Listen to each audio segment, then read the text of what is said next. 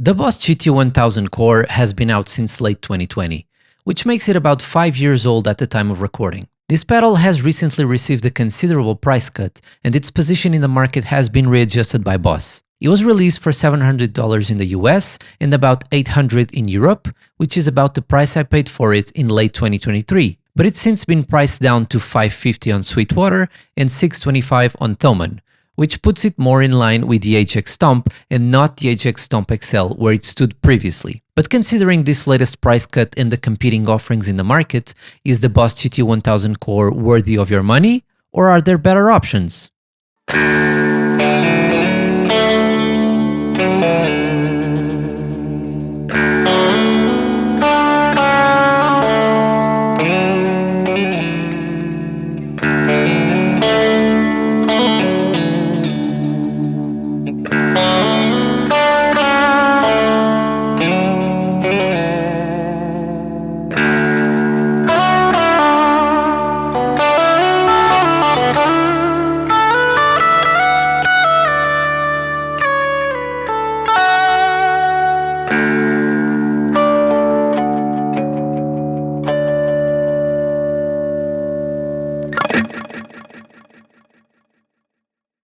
I bought the GT-1000 core with my own money in late 2023, and I plan to use it mainly as a live platform, which I did in one live show. I also tried it extensively in the studio, and I've come to some conclusions about it that I want to share. Let's start with build quality. I've owned hundreds of pedals, pedal boards, and multi-effects units over the years. Most of them have been okay.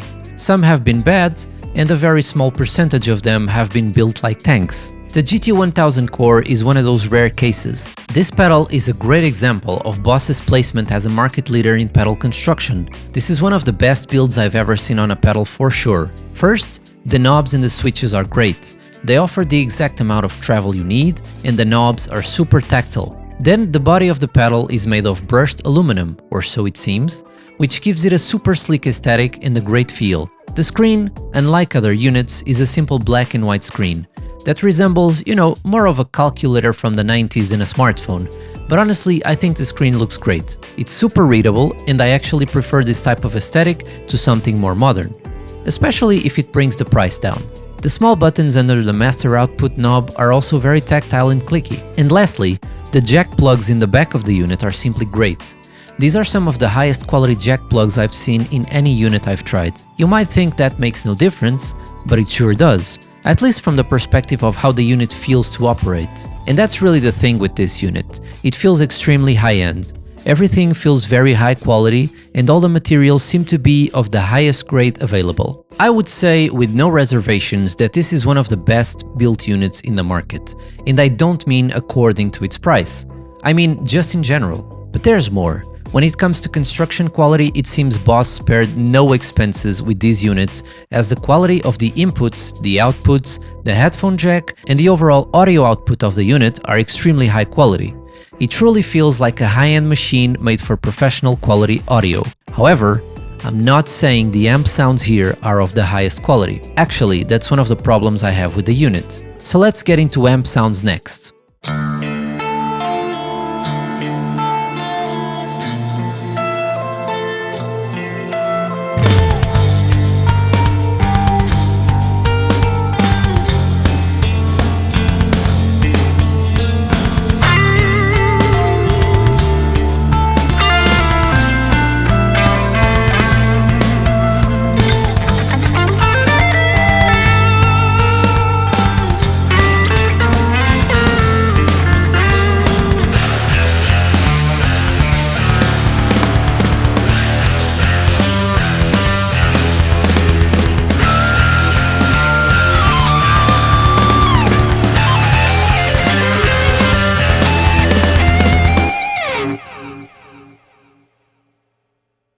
This is the part of the review where things start to not look so good, unfortunately.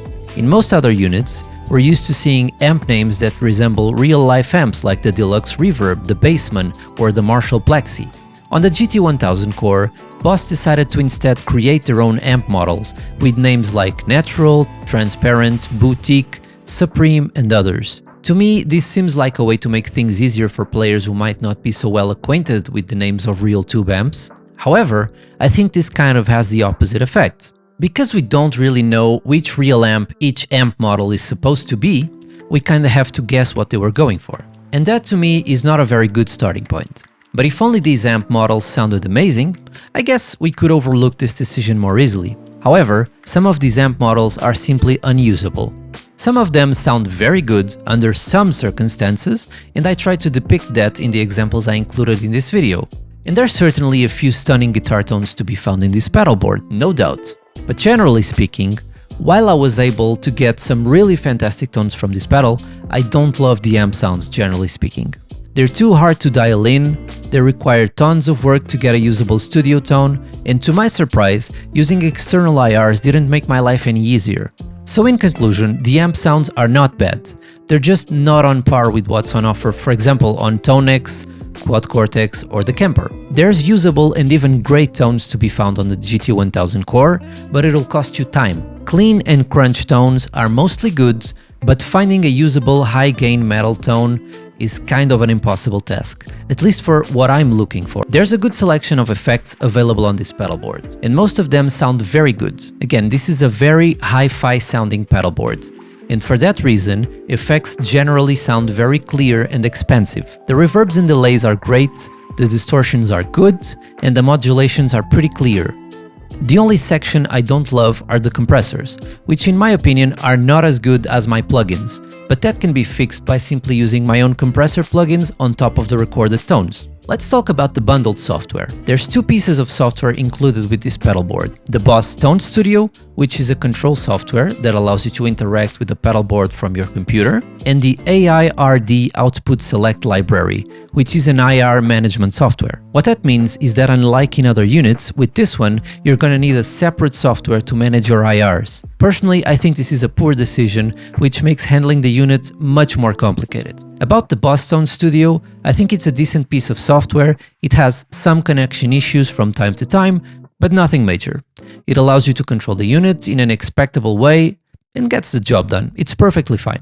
Now let's talk about the pedal's user interface. This is without a doubt the worst feature about the GT-1000 core. While this pedal has been clearly built with sound quality in mind, user-friendliness has fallen behind. The user interface is very complicated to understand and to use.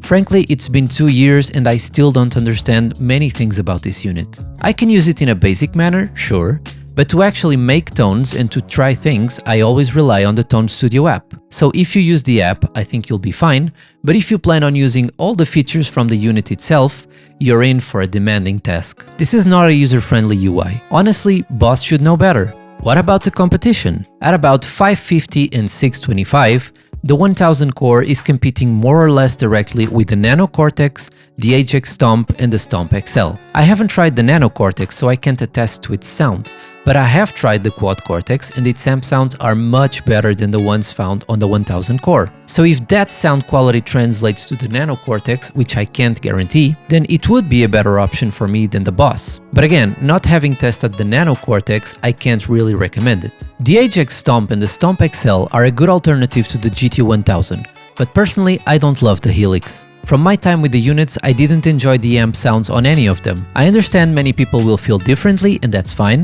but the Helix has never impressed me personally. Other than the amp sounds, the Helix units have great effects at the same level as the Boss, in my opinion. But the build quality and sound quality on the Boss is just leagues above the Helix on this price point. So personally, I prefer the GT-1000 core to any Helix unit because I think it feels much better and also sounds better from an audio perspective. The amp sounds are not to my liking in either the Boss or the Line 6, but I have a preference for the Boss given the other factors. There is one other competitor, which is the more recent ToneX pedal. The ToneX pedal is much cheaper than the Boss, standing at around $322 on Thomann and $329 on Sweetwater, and it feels much cheaper also. I do own a ToneX pedal and intend on reviewing it on the channel next, but just to summarize, this unit has a horrible build quality, but has amazing amp sounds inside. So it's the complete opposite of the GT-1000. The unit itself is very poorly made and the sound quality is not the best, but the amp sounds are absolutely stellar,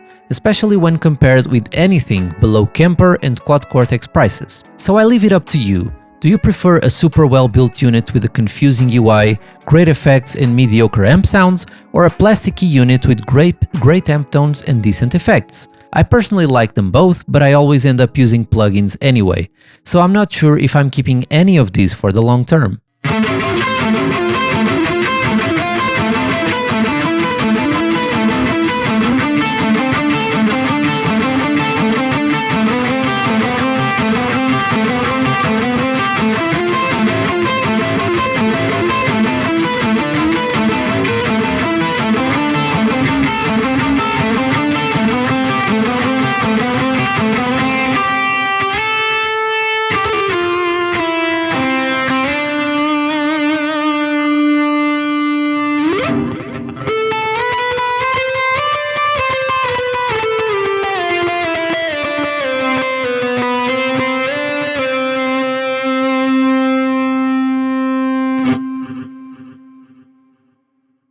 So in conclusion, the GT-1000 Core is a fantastic pedal for live shows and rehearsals because it's very well built and has a fantastic sound quality.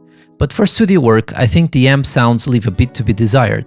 The ToneX is a great option for recording, especially because it includes the plugin version, which is what I use most.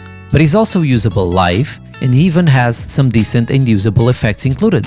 If you have any questions or comments about the GT-1000 Core, please leave them below. Also, let me know what your experience with this pedal has been if you own one. I'd love to know and compare notes. Anyway, thanks for watching, bye bye.